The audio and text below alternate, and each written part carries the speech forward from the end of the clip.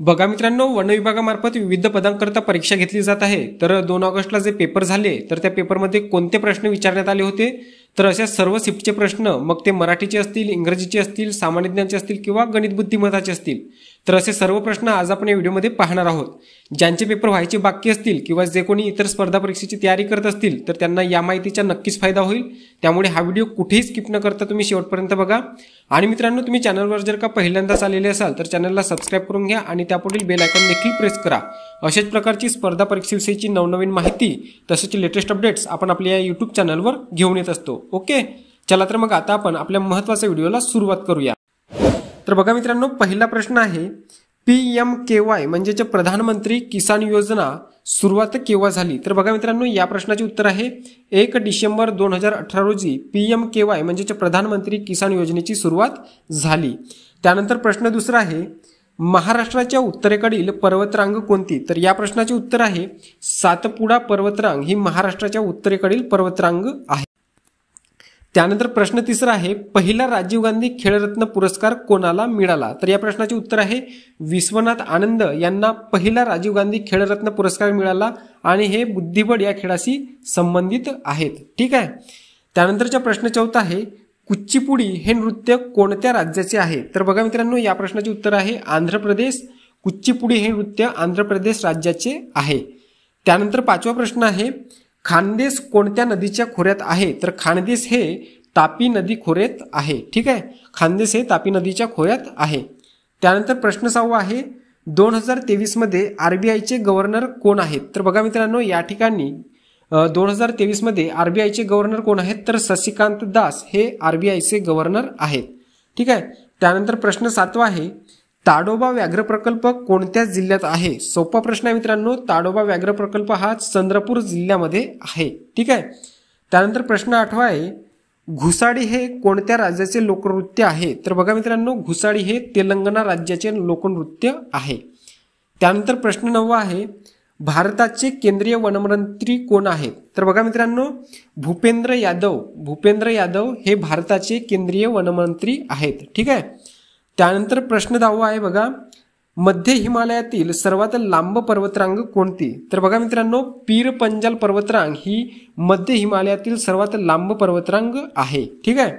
त्यानंतर प्रश्न 11 आहे दिल्लीतील 1500 वर्षे जुना खांब कोणत्या ठिकाणी आहे? तर बघा मित्रांनो, महूल या ठिकाणी दिल्लीतील 1500 वर्षे जुना खांब आहे. ठीक आहे. त्यानंतर प्रश्न 12 आहे लडाखमधील पुग्गा व्हॅली कशाच्या संदर्भात आहे? तर बघा मित्रांनो, पुग्गा व्हॅली हे भूऔष्णिक ऊर्जा प्रकल्प आहे जे की लडाखमध्ये आहे. ठीक आहे. त्यानंतर प्रश्न क्रमांक 13 बघा वारली विद्रोह संदर्भात कोणती महिला आहे? तर गोदावरी परुळेकर ह्या महिला वारली विद्रोहाशी संबंधित आहेत. ठीक आहे. त्यानंतर प्रश्न क्रमांक 14 मान्सून वारे हे महाराष्ट्राच्या कोणत्या पर्वतरांगेमुळे अडवले जातात? तर बघा मित्रांनो, मान्सून वारे जे आहेत तर ते पश्चिम घाटामुळे अडवले जातात. मान्सून वारे जे आहेत ते कुठे? पश्चिम घाटामुळे अडवले जातात. त्यानंतर प्रश्न क्रमांक 15 बघा चंपारम्य सत्याग्रह कोणत्या वर्षी सुरू करण्यात आला? तर बघा मित्रांनो, चंपारम्य सत्याग्रह हा 1917 मध्ये सुरू करण्यात आला. आणि कोणी सुरू करण्यात आला असं जर विचारलं तर महात्मा गांधी यांनी चंपारम्य सत्याग्रहाची सुरुवात केली होती. ठीक आहे. त्यानंतर प्रश्न क्रमांक 16 बघा सिंधू संस्कृतीतील राखीगडी हे ठिकाण कोठे स्थित आहे?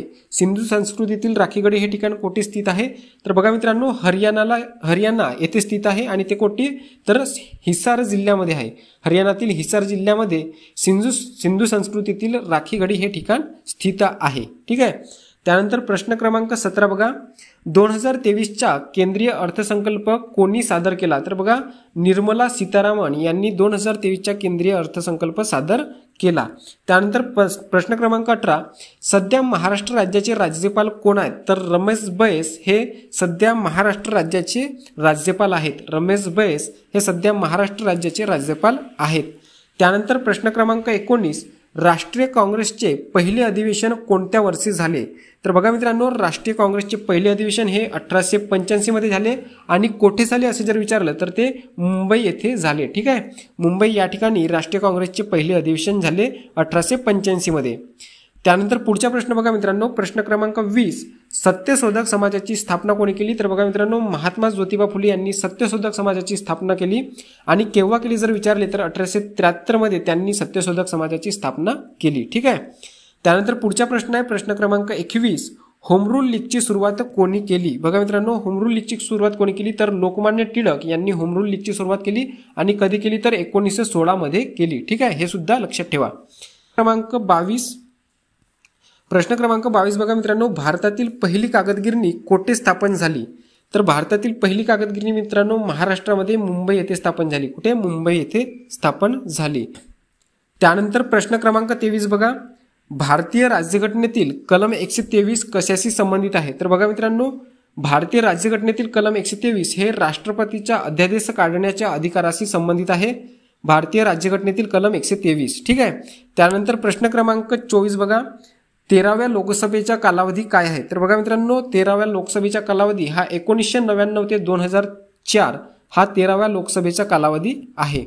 त्यानंतर प्रश्न क्रमांक 25 बघा, प्रश्न क्रमांक 25 आहे, 2011च्या जनगणनेनुसार गोवा राज्यात शहरी लोकसंख्येची टक्केवारी किती आहे? तर बघा मित्रांनो, गोवा राज्यात शहरी लोकसंख्या 62.2% इतकी आहे. ठीक आहे.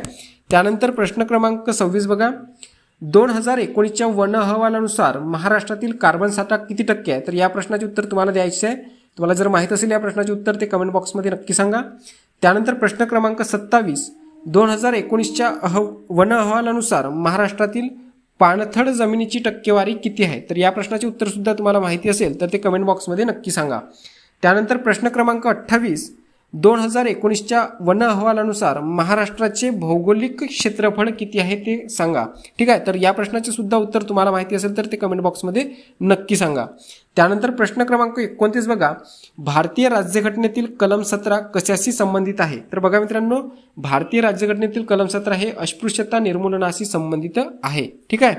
त्यानंतर प्रश्न क्रमांक 30 बघा, परतीच्या मान्सून त्यांच्या मुख्य ठिकाणापासून कोणत्या दिशेने वाहतो? तर बघा मित्रांनो, परतीचा जो मान्सून आहे तर तो त्याच्या मुख्य ठिकाणापासून दक्षिण पश्चिम दिशेला वाहतो. त्यानंतर पुढचा प्रश्न बघा, भवानी देवी कोणत्या राज्याशी संबंधित आहे? तर बघा मित्रांनो, भवानी देवी ह्या तामिळनाडू राज्याशी संबंधित आहे आणि ते तलवारबाजी हा खेळ रिप्रेझेंट करत असतात तामिळनाडूमध्ये. ठीक आहे. तामिळनाडूशी संबंधित आहेत आणि त्या तलवारबाज आहेत, तामिळनाडूच्या तलवारबाज आहेत.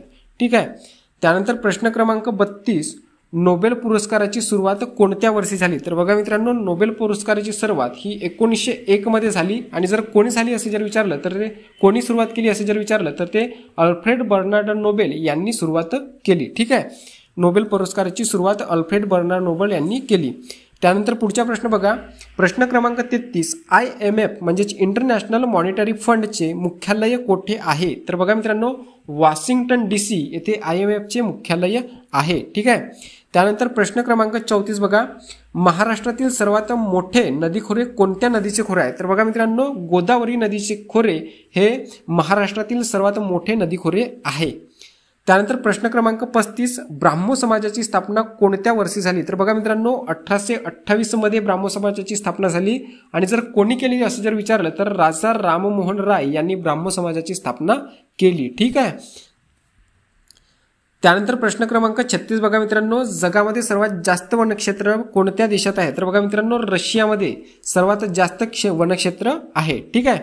त्यानंतर पुढचा प्रश्न बघा, प्रश्न क्रमांक 37, डिप्रेस्ड क्लासेस मिशनची स्थापना कोणी केली? तर बघा मित्रांनो, विठ्ठल रामजी शिंदे यांनी डिप्रेस्ड क्लासेस मिशनची स्थापना केली. आणि कधी केली जर विचारले तर 18 ऑक्टोबर 1906 मध्ये केली. हे सुद्धा लक्षात ठेवा. ठीक आहे. त्यानंतर पुढचा प्रश्न बघा, महाराष्ट्र पठाराच्या पूर्वेकडून पश्चिमेकडे वाहणारी नदी कोणती आहे? तर तापी नदी आहे मित्रांनो. तापी नदी ही महाराष्ट्र पठाराच्या पूर्वेकडून पश्चिमेकडे वाहणारी नदी आहे. ठीक आहे. त्यानंतर प्रश्न क्रमांक 39, गाळाची मृदा कोणत्या भागात आढळते? तर गाळाची मृदा ही कोकण भागामध्ये आढळते. ठीक आहे. गाळाची मृदा कोकण भागात आढळते. त्यानंतर प्रश्न क्रमांक 40, महाराष्ट्राच्या पहिल्या महिला वकील कोण आहेत? तर कोनोर्लिया सोराबजी ह्या महाराष्ट्राच्या पहिल्या महिला वकील आहेत. ठीक आहे. तर अशा प्रकारे मित्रांनो आपण सामान्य ज्ञान विषयावर कोणते प्रश्न विचारण्यात आलेले होते ते बघितले. आता आपण मराठी विषयावर कोणते प्रश्न विचारण्यात आले ते बघूया. तर बघा मित्रांनो, मराठीमध्ये नाम ओळखा यावर प्रश्न आलेला होता. त्यानंतर सर्वनाम ओळखा यावर सुद्धा प्रश्न विचारण्यात आलेला होता. क्रियापद ओळखा यावर सुद्धा प्रश्न विचारण्यात आलेला होता. त्यानंतर पुढे बघा, क्रिया विशेषण ओळखा, यावर सुद्धा प्रश्न आलेला होता. अव्यय ओळखा, यावर सुद्धा प्रश्न आलेला होता. शब्दयोगी अव्यय की केवळ प्रयोगी अव्यय ते ओळखा. त्याच्यानंतर वाक्याचे प्रकार ओळखा, यावर सुद्धा प्रश्न आलेला होता की आज्ञार्थी वाक्य कोणते आहे ते ओळखा. त्याच्यानंतर प्रयोग ओळखा, यावरती सुद्धा प्रश्न आलेला होता. त्यानंतर समानार्थी शब्द विचारण्यात आलेले होते, विरुद्धार्थी शब्द विचारण्यात आलेले होते, म्हणी विचारण्यात आलेले होते. पुढे बघा, ध्वनिदर्शक शब्द असतील, समूहदर्शक शब्द असतील किंवा शब्दसमूहाबद्दल एक शब्द असेल तर यावर सुद्धा प्रश्न विचारण्यात आलेले होते. त्याचबरोबर शुद्ध अशुद्ध शब्द ओळखा, यावर सुद्धा प्रश्न आलेला होता. वाक्प्रचारावर प्रश्न आलेला होता, विभक्तीवर प्रश्न आलेला होता. अलंकार ओळखा, यावर सुद्धा प्रश्न आलेला होता.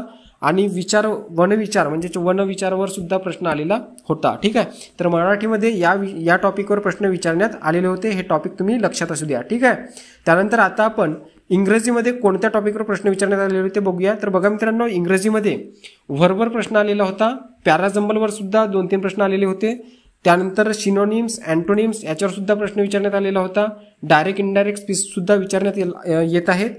त्यानंतर बघा, चेंज द वॉइस असेल, वन वर्ड सबस्टिट्यूशन, त्यानंतर इडियम्स आणि फ्रेजेस सुद्धा विचारत आहेत. त्याचबरोबर आर्टिकल्स, करेक्ट स्पेलिंग आणि पॅसेज सुद्धा तिसऱ्या शिफ्टमध्ये विचारण्यात आले होते. ठीक आहे, आता आपण गणितामध्ये कोणत्या टॉपिकवर प्रश्न विचारण्यात आले होते ते बघूया. तर बघा मित्रांनो, गणितामध्ये सिम्प्लिफिकेशनवर प्रश्न विचारण्यात आलेला आहे. सिम्प्लिफिकेशनवर जे आपण बॉडमास रूलने सॉल्व्ह करत असतो. ठीक आहे, बेरीज वजाबाकी गुणाकार भागाकार, तर त्याच्यावर सुद्धा प्रश्न विचारण्यात आलेला होता. त्यानंतर सिलॉजिझमवर प्रश्न विचारण्यात आलेला होता. ब्लड रिलेशनवर सुद्धा प्रश्न विचारण्यात आलेला होता. त्याचबरोबर लेटर सिरीज विचारली जात आहे, नंबर सिरीज विचारली जात आहे. त्याचबरोबर डायरेक्शनवर सुद्धा प्रश्न विचारले जात आहेत. ठीक आहे, कोडिंग डिकोडिंग असेल, सिटिंग अरेंजमेंट असेल, त्यानंतर पेपर कटिंग, फोल्डिंग याच्यावर सुद्धा प्रश्न विचारले जात आहेत. याशिवाय वॉटर इमेज आणि मिरर इमेज, तर याच्यावर सुद्धा प्रश्न विचारले जात आहेत. तर अशा प्रकारे मित्रांनो, आपण या व्हिडिओमध्ये 2 ऑगस्टला जे पेपर झाले तर त्या पेपरमध्ये कोणते प्रश्न विचारण्यात आले होते ते बघितलेलं आहे.